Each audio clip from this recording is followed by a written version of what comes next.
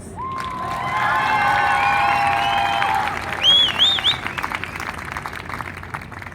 Thank you so much. Muchísimas gracias, doctora García.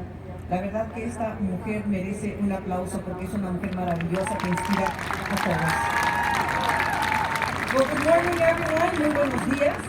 President Garcia, Chancellor White, Provost Cruz, Trustee Rebecca Eisen, members of the Board of Trustees, distinguished faculty, parents, speaker this year. It means so much to me for so many reasons. It's like being invited back to your home and putting out the red carpet so that you can feel like a hero's welcome. And that's how I feel right now. California, like Dr. Garcia said, is my home state. This is where I was born, where I grew up, where I have my childhood memories, where I began my career, where I was formed as a woman and most importantly, as a Latina. I'm invited back here by President Garcia because she believes that my life experience is something that maybe you could relate to and that somehow my experiences can be of help, and some help, as you enter a new stage in your life. And she's not wrong because I see myself in many of you. I'm the daughter of immigrants. I grew up in a world guided not by one but two cultures. I could communicate in two languages. I could follow two sets of traditions. I grew up enjoying the sounds and the flavors and the scents of two very different worlds that blend together to become one. I grew up proud of my cultural heritage. Like many of you, I had to translate to my mother, who lived here for many decades but never learned English. I had to start working at 14 years of age in a clothing factory to help my parents pay the rent and pay for my own private school education.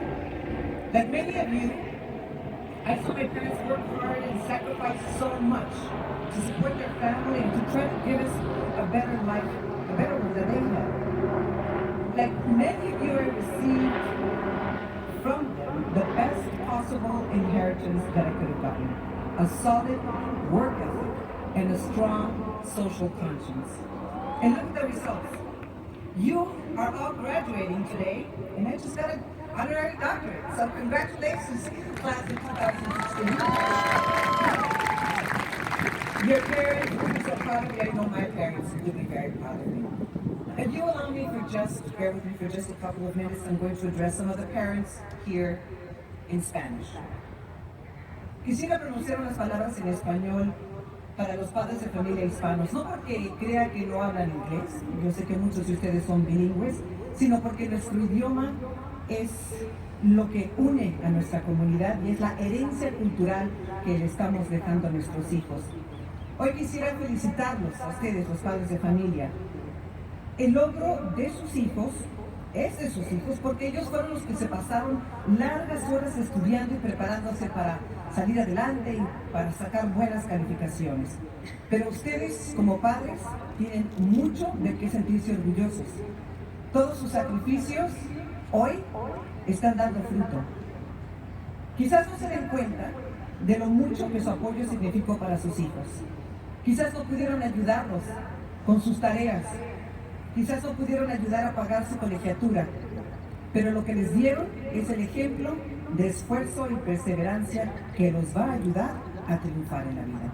Felicidades a ustedes.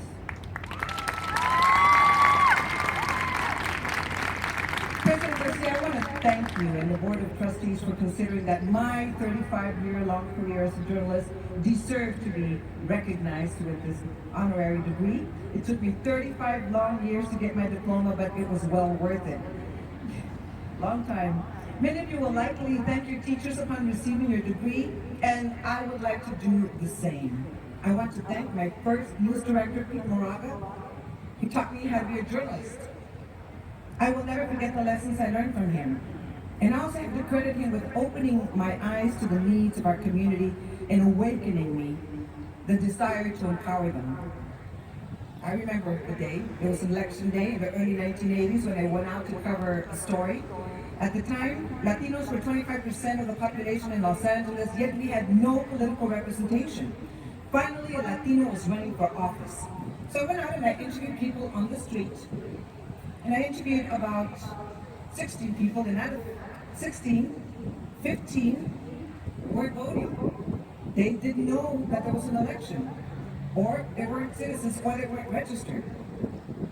I went back to my newsroom very disappointed and told my boss, I can't do the story because I don't have anyone on camera telling me who they're going to vote for.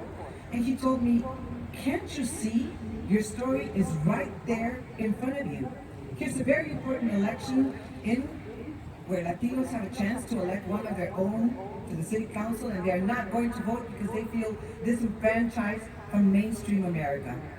So I didn't only learn an important lesson in journalism that day, but Pete's words had such an impact on me that I knew at that moment that my job as a journalist working in Spanish language media would go beyond reporting the news.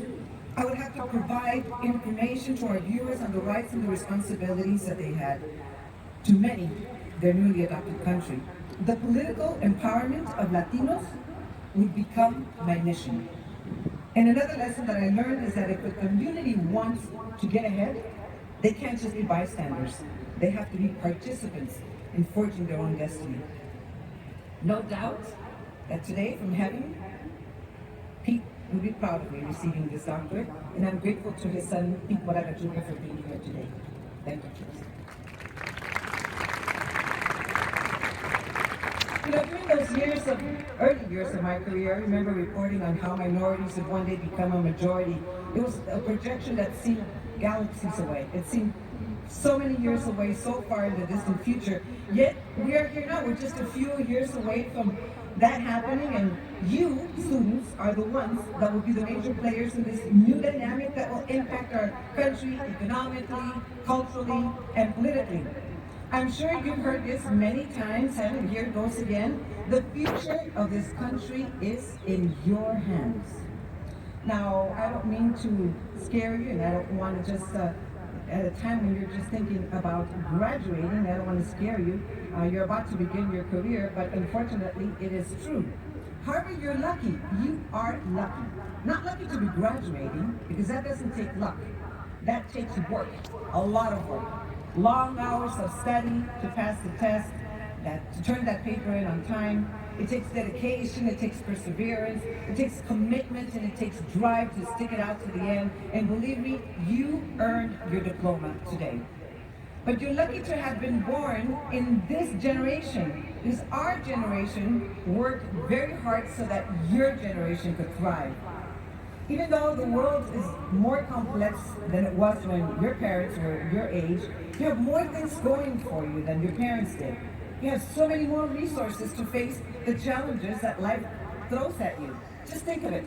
Millennials have surpassed baby boomers. According to the census, there are 75.4 million millennials and 74.9 million baby boomers. So there are more of you than us and your parents. You have technology, you have laptops, iPads, iPhones, you have Google, you have Facebook. You now live in a world that is interconnected. You're lucky to be the beneficiaries of so many people and organizations and institutions and other entities, both public and in the private sectors, who have put education at the forefront of their efforts and priorities. You're lucky to be graduating from Cal State Fullerton, a school that prides itself in the diversity of its student body, where you have an amazing faculty that is passionate about providing you with the best and most unique education possible. A school that graduates more Latino students than any other in the state of California. A school that has injected you with that Titan spirit that will always be there to remind you to reach higher. But most importantly, you're lucky to have parents that care so much for you. It was your parents who were there. You are our future leaders, our future lawyers, doctors, entrepreneurs, bankers, engineers, physicists, politicians. Who knows, maybe the first Hispanic president is among you. Or the first, could be you. Or the first Asian American president. Maybe. Sorry, but the spot for the first African American president has already been filled. And the one for the first woman president or the first Jewish American socialist president is around the corner. And those are the only choices, by the way. You you are the future, and you are the ones that are going to build bridges, not walls. You know, there's some people out there that say that millennials is a generation that feels entitled. Is that true? No. It could possibly be. I want you to do me a favor, and I want you to go out and prove them wrong. I challenge you to take advantage of all those wonderful assets that you have us, and show us all that you can succeed in achieving your goals. I'm not talking about living up to our expectations, but going after your own dreams. And to accomplish that, the first thing you need to do is believe in yourself. Eliminate those obstacles that don't allow you to be the best you. You know the ones I'm talking about, those obstacles that you have in your head, usually in the back of your head. And they're the ones that tell you you can't, you're not good enough, you're not smart enough. Those obstacles that prevent you from raising your hand and saying, I'm here and I can do the job. It's those same obstacles that make you give up when you're rejected or prevent you from getting up when you fall. Just bypass those obstacles and say, I'm here and I'm moving forward and nothing is going to stop me. Believe me, you will be stronger for it. There are enough obstacles out there to allow your insecurities to get in the way. You think I didn't have those challenges? You think a Latina with an undocumented father or mother who was a seamstress, working my way through high school, not being able to graduate from college, didn't have my own degree of barriers? Well, I did. In fact, I still do, every single day. But I've been able to overcome those barriers by following a set of values that have served as building blocks in my life and in my career. Believing in myself, always striving to do my best, having a strong work ethic, not taking no for an answer, and believing that I could make a difference in someone's life. Let me tell you a little story about someone among you today who wrote me an email about 2 weeks ago when she found out that I was going to be the commencement speaker. She said she had been following my career for many years and her goal was to be a journalist. Through an adverse set of circumstances, she had to put her dreams aside. She was a victim of domestic abuse. She had to care for her daughters alone, and she was undocumented. When she was finally able to become a legal resident, she went back to school at 37 and is now graduating at 43 years of age. She thanks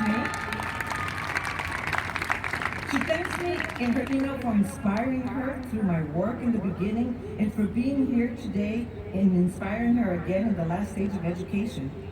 Betty Martinez, you have no idea how much I was inspired by your story and by you. Her father is here. Señor José Martínez, Santelices, felicidades, debe de estar muy orgulloso de su hija. I want to say something to you that I have been saying to students like you. As your commencement speaker, I'm supposed to inspire you, but you inspire me.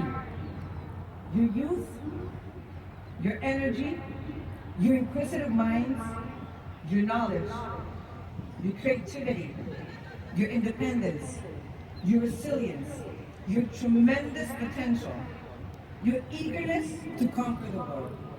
You are an amazing generation, and I want to live to be 100 so that I could experience the world that you are going to build. Váyanse a comer el mundo. Gracias. Buenos días.